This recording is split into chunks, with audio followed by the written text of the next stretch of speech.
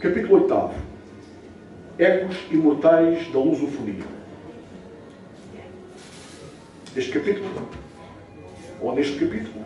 dediquei-me a proceder a uma exegese hermenêutica de dois textos consagrados da poesia épica lusitana. Os Lusíadas, de Luís Vaz de Camões, e a Mensagem, de Fernando Pessoa. Dos Lusíadas, destacaria muito rapidamente o canto primeiro, a sua primeira estância e os seus primeiros 4 versos, que são aqueles que, enfim, todos conhecemos desde tenra idade. Gostaria de fazer aqui uma muito sintética descodificação hermenêutica do meu ponto de vista, e não só, enfim, de uma linha de pensadores que defendem este género de teses, poderá estar entre linhas neste magnífico poema. As armas e os barões assinalados será, quanto a nós, uma alusão aos arautos de uma ordem secreta que teve por detrás, teve nos bastidores da expansão marítima portuguesa. Levando em conta que essa expansão marítima teve uma missão a cumprir e que não foi apenas o produto de uma ambição de índole comercial. Essas armas, ou essas insígnias, esses símbolos, e esses barões assinalados pelas mesmas, seriam de facto os barões, os arautos, os membros da antiga e soberana Ordem de Maris, que se conhece ainda muito pouco acerca dessa ordem, mas está a ser feito um trabalho sério de investigação para que aquilo que foi revelado, o pouco que foi revelado acerca dessa ordem, possa eventualmente ganhar novos fundamentos e seja, enfim, expandido. Que da ocidental praia lusitana, de uma plaga lusitana, porque ela tinha que ser ocidental, levando em conta o pressuposto que Portugal, de facto, é o fim desta terra da Europa, é enfim, a faixa costeira mais ocidental da Europa, e que, de facto, só um país, por muito periférico fosse, pequeno e agrícola, era o país que, de facto, estava consagrado na lei para fazer uma determinada missão, olhando de frente o Oceano Atlântico, onde teria estado o cerne da misteriosa Atlântida, e fazer um processo de expansão que permitisse recobrar os valores espirituais de um grande Oriente do passado para os projetar num grande Ocidente do futuro. Fizeram por mares nunca antes navegados? Na verdade, até sabemos que não, havendo hoje indícios muito claros e sérios, bem fundamentados, de que outros povos navegaram por esses mares antes dos portugueses. Lembrando-nos nós aqui dos pelágios, dos cartagineses, dos fenícios, enfim, dos gregos.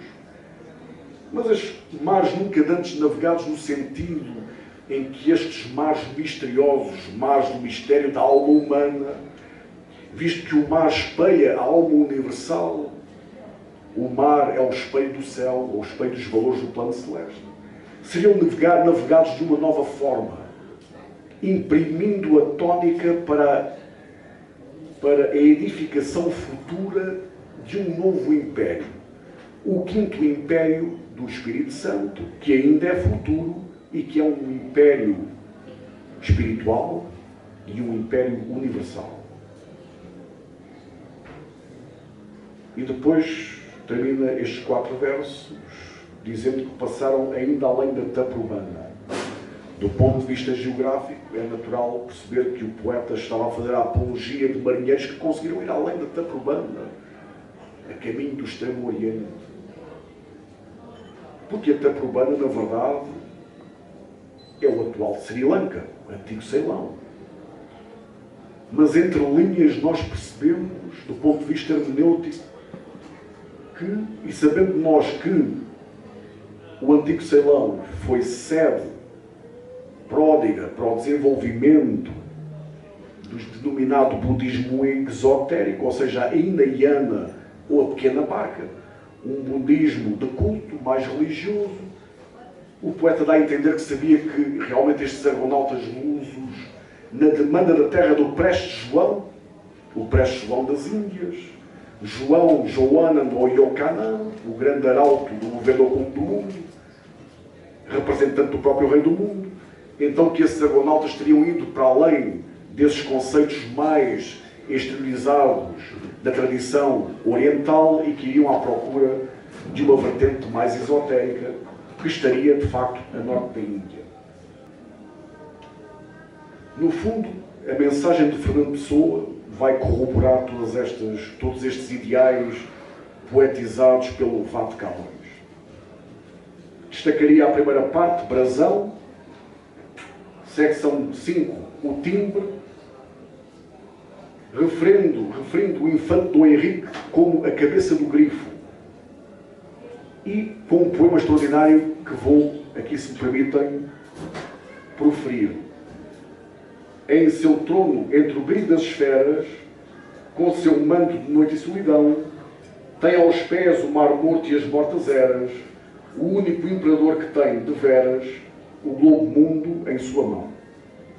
Esta alusão, do ponto de vista da hermenêutica, é, por demais, sugestiva. O infante Henrique de Sagres tem na sua titulatura 3 iniciais que são IHS. IHS ou JHS, que os meus amigos e amigas já terão visto em várias igrejas do catolicismo, é uma sigla avatárica por excelência.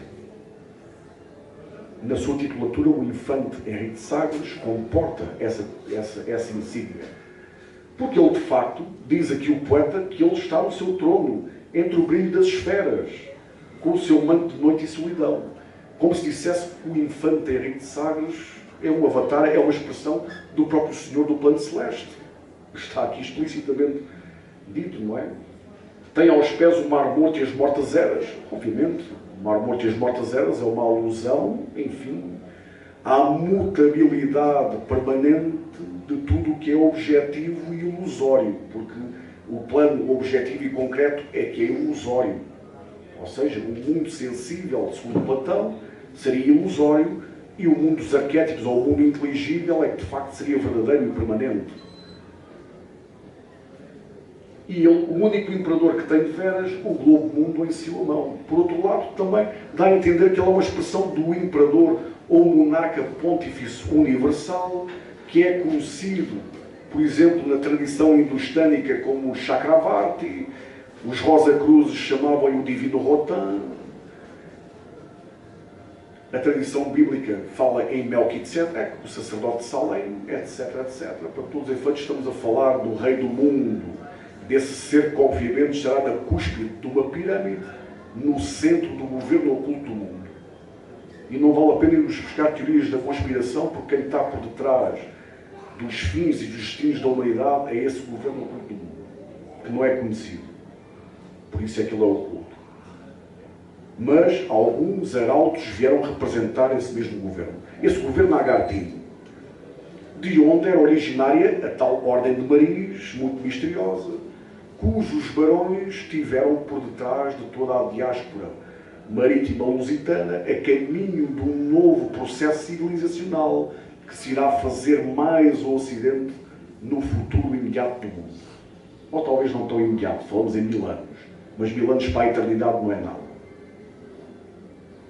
Então Kant primeiro insinua, de forma clara, nem sequer insinua, diz, refere, que realmente o infante Dom Henrique é a cabeça do grifo, que uma das asas é Dom João II, no canto II, e no canto terceiro, a outra asa, Afonso de Albuquerque. Bom, toda esta temática, genialmente poetizada pela pena do Vado Pessoa, levou-me a criar este diagrama. O grifo é um símbolo totémico por demais interessante. Porque, se repararem, ele é uma fusão entre águia e leão. O símbolo da águia é espiritual, é a águia jupiteriana, é um símbolo espiritual. O leão é um símbolo alquímico relacionado com o elemento sal, logo ele é corpo, é material. Portanto, temos aqui um tótem monista, se quiserem, que simboliza a unidade entre espírito e matéria. E isso é aquilo que, de facto, o grifo refere na sua emblemática. Ora, não irei aqui perder-me com a explicação do diagrama, mas a verdade é que nós temos dois triângulos. Um triângulo que está numa esfera em cima, que seria a esfera celeste, que falei ainda há pouco, no centro do qual se encontra o grifo.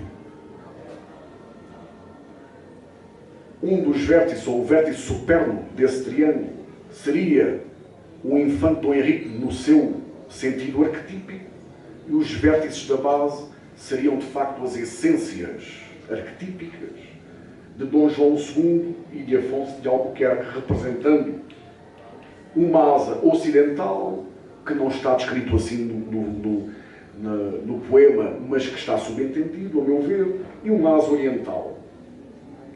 Porquê estes personagens? Se calhar aproveitava para ler um pequeno trecho que me facilitaria explicar o porquê do meu ponto de vista. As asas do grifo são assumidas por personalidades que o poeta considerou, e bem, fulcrais para a expansão do Império Marítimo, tornando-o hemisfericamente transversal. A asa ocidental é assumida por Dom João II, o príncipe perfeito, conhecedor em segredo das cartas de marear fenícias com indicações explícitas quanto à rota marítima para o Brasil. Recordamos que foi no reinado do 13º monarca português que foi assinado o Tratado de Tordesilhas entre os reinos de Portugal e de Castela, e que a linha divisória entre hemisférios de exploração salvaguardou intencionalmente o Brasil no lado português. Foram, segundo consta, 3 dias para que os portugueses, os emissários portugueses de Dom João II, insistissem perante a autoridade da Santa Sé, na altura insistissem para que essa linha imaginária que dividia o globo em 2 hemisférios de exploração encostasse o mais possível ao Ocidente, para que o Brasil ficasse incluído na área administrativa e de exploração dos portugueses ou do Império Lusitano na altura. A asa oriental, por sua vez, é assumida por Afonso de Albuquerque, o Leão dos Mares, imprescindível para a expansão do Império no Oceano Índico, bem como para a instauração da capital indiana do Reino de Portugal em Goa. Ambos prefizeram os pratos de uma formidável balança, tendo por fiel o preclaro infante e por desígnio a fusão entre os valores que mais alto se levantam, quer ao Oriente, quer ao Ocidente.